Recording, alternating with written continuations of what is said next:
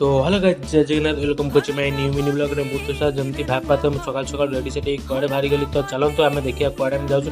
तो भाई माने मु पळेइतली हेयर कट चंडीगढ़ को तेतला पार्लर ही बंद थिला तो मु एबे पळेइतली जळिखिया खाइकिना पुणी मु पळेइतली मो डेस्टिनेशन को। तो मु एबे हेयर कट करदेली हेयर कट करदे वीडियो ही किछ कर पाइलिनी। तो मु एबे परिया मार्केट को पळेइतली परिया किछि किनिया गुपचुप चुपचुप खाइ देगी तापर हम माछ पई पळेइतलु माछ किन देकिना आमे एबे घर को बाहरी आइतलु।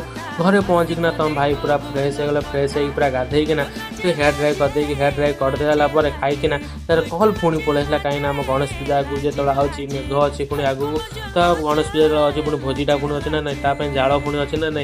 तो आम जाल कलेक्ट पलैलु जालटा धरिकिना तुम भाई एति देखु जाल आ भाई तुम भाई कष्ट हो जाल टे कम आइले। तो चार्टा बेले तो पुणी हणाहणी कलु हणाहणी करदेकिना पुणी गरम जोर है सहीलानी ठंडा पलैल ठंडा किन देकिना पार्टी आम जोश